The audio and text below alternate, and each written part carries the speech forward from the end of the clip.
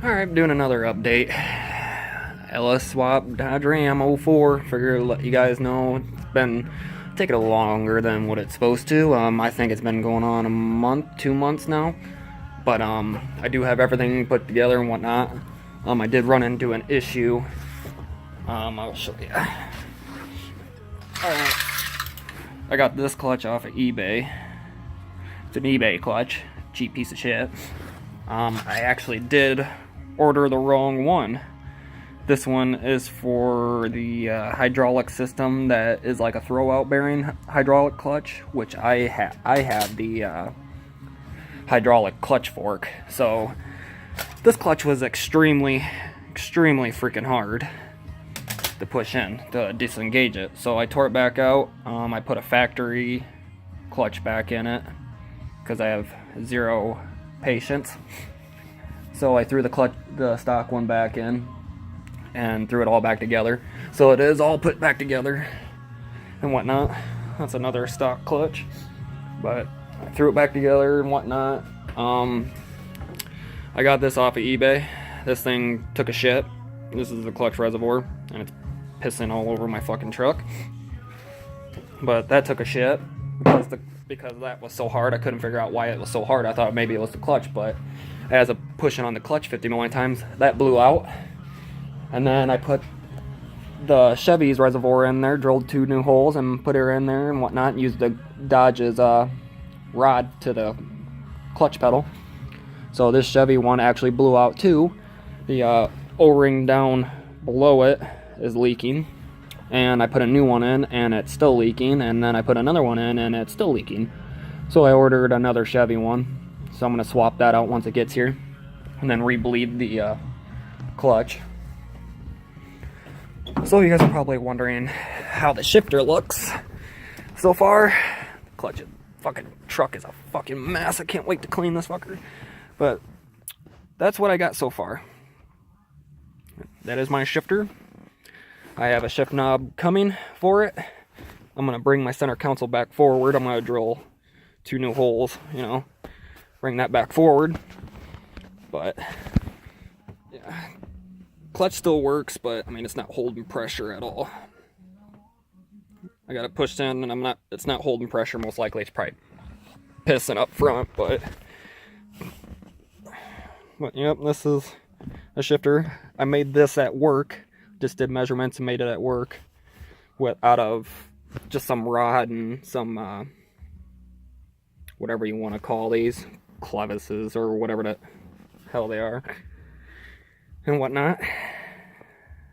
And yeah, my welds look like shit, but they're holding up. I'm gonna get a boot and boot that up. I think I'm gonna put a center console in here because that is actually hitting my fucking shifter. Son of a bitch. So I guess I'm gonna make a center console, probably out of a Silverado. Probably put a Silverado center console in here and whatnot to cover this up. But yep, it works. There's 1, 2, 3, 4, 5. And then reverse. Back to neutral. 1, 2, 3, 4, 5. And they're really short, pretty short throws. They're not very far. I mean all wrist.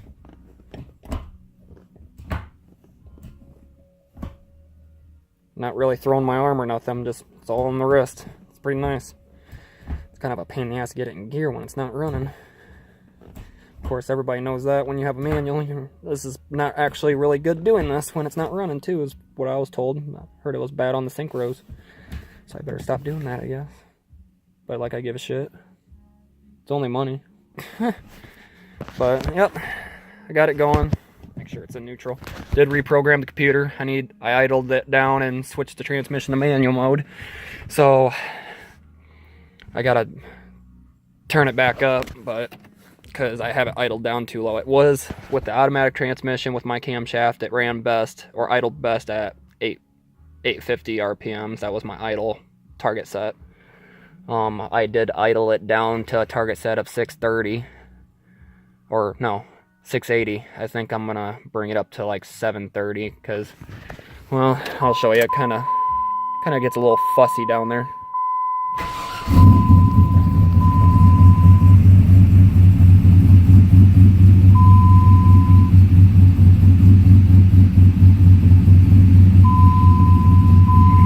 You gonna idle down anytime soon? Come on, girl. Pretty warm. I don't know why it's... Oh, there we go. There she's going down. She gets kind of fussy.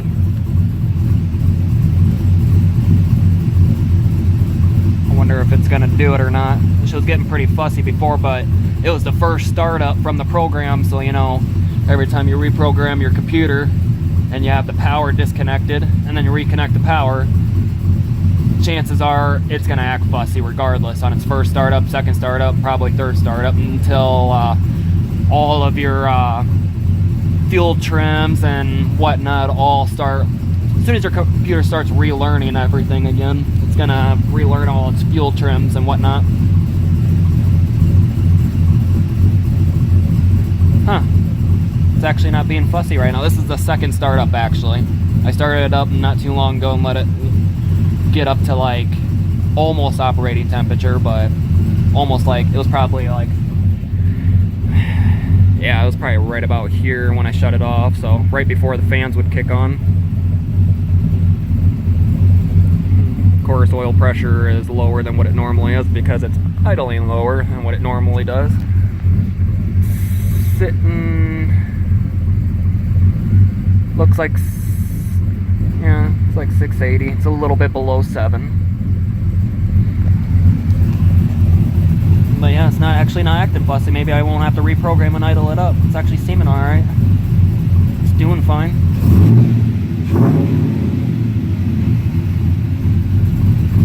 Except for that first kick of the throttle, it seems to... Oh, never mind. Well, I'll sit here and idle, let it idle for a sec. First kick of the throttle, it seems a little hesitant, a smidge.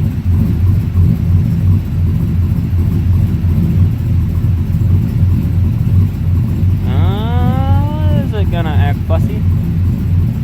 Man, when I idle it down, it kind of shakes a little bit. I'm sitting here with the phone still and it's shaking. Whole truck's shaking.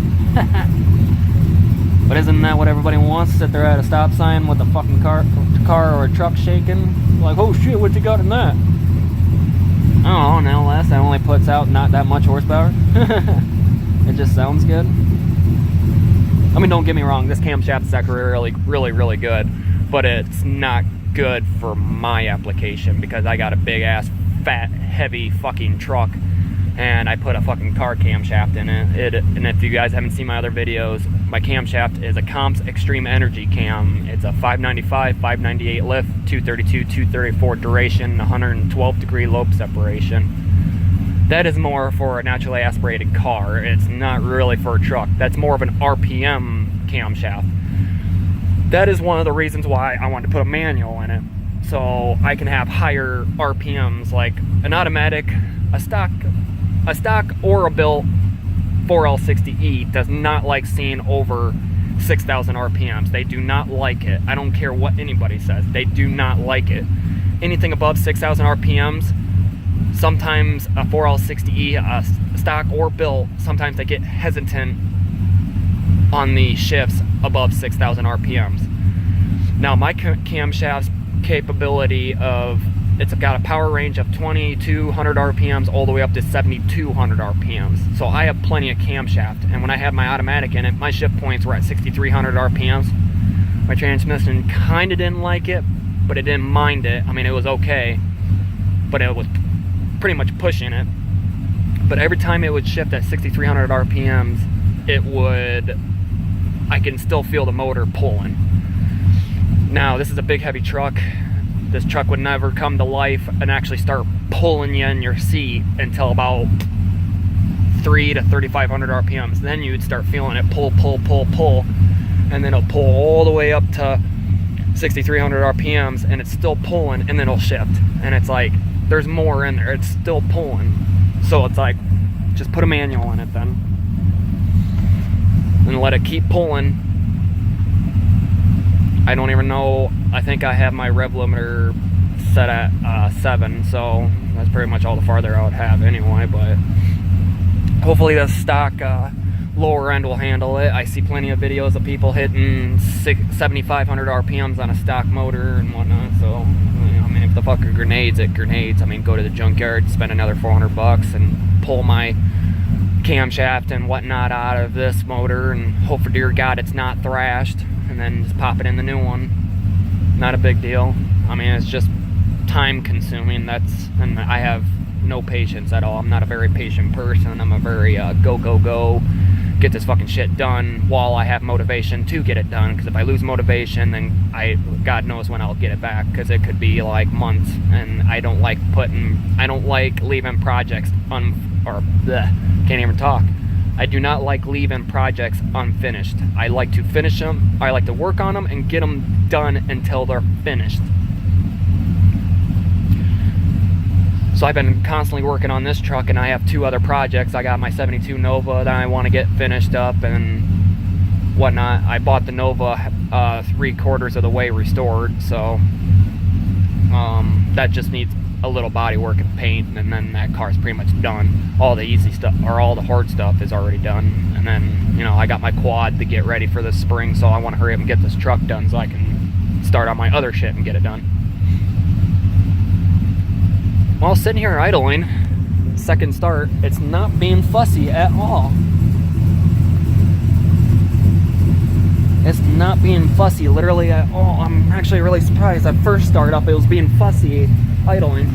It was kind of being a little hesitant, and it was having a little surge in it, but right now she's running really smooth right now. Maybe it just needs to, like I said, learn its fuel trims and whatnot. Maybe it was just being fussy on the lower part, lower idle. A little steam. This truck's been sitting in the garage, you know. I've been hot, cold, so. Yeah, she's just a shaking. God, that exhaust tick is fucking annoying. Never get these headers, ever. Never get shorty headers. That fucking tick. I've literally fixed that donut right there 6 million times. Not really 6 million times, like 4 times, but still, if I fix it again, it'll be the 5th time, and it's still ticking. You can hear it. Fucking annoying. That is the most annoying sound ever. Most annoying sound ever is when you hear an exhaust tick.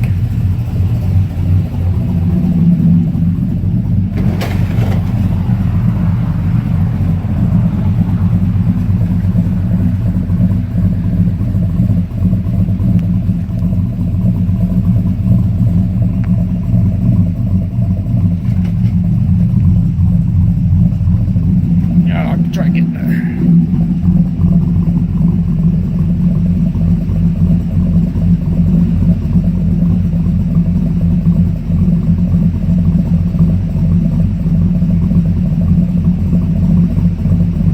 Yeah, buddy. She sounds like a beast. Beast, I tell ya.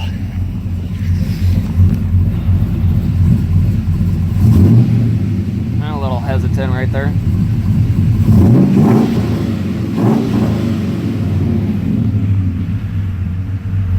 There, the fans kicked on. Woohoo! First time they kicked on in fucking forever.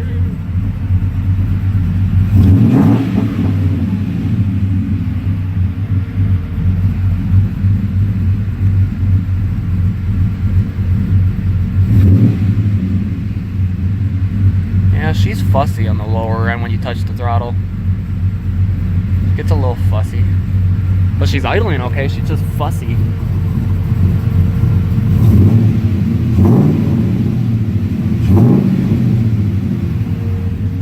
I'm just barely tapping that throttle. Just a tap. Little slight tap. Man, gee, that sounds like a beast. I can't wait to drive this truck, people. It is driving me nuts going without my truck. Even though I got that Silverado right there, but you know, I actually bought that for my girlfriend. She wanted a truck too, and it was the only way I could keep her out of my fucking truck. What do you gotta do? Oh, I want to drive your truck. Oh, fuck you are. Stay the hell away from my truck.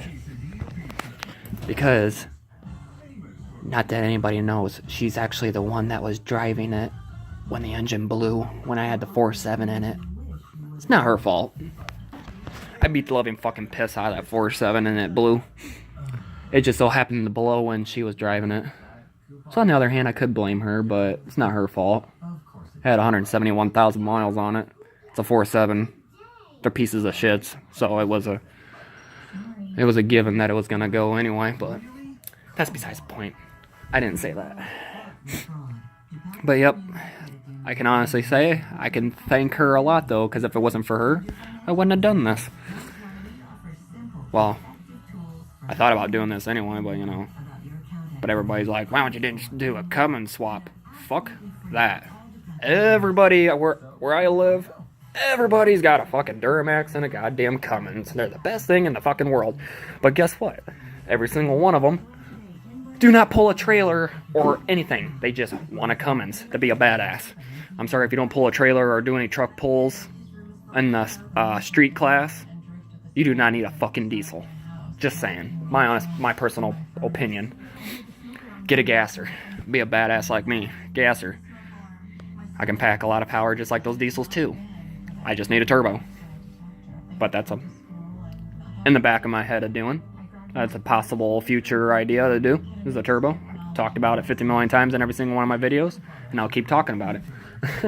But, yep, this is how it's going, so it's, just gotta get that damn reservoir. That's about it, and I'll be good to go. So, yep, just like and subscribe, guys, and comment of any questions you got or anything you want to say. Don't care if it's bashing on it because I put a Chevy motor in a Dodge, or bashing how I'm doing this or what I'm doing or the shade job I did, and I don't really care. You know, everybody's got an opinion. So like and subscribe. We'll talk to you guys later.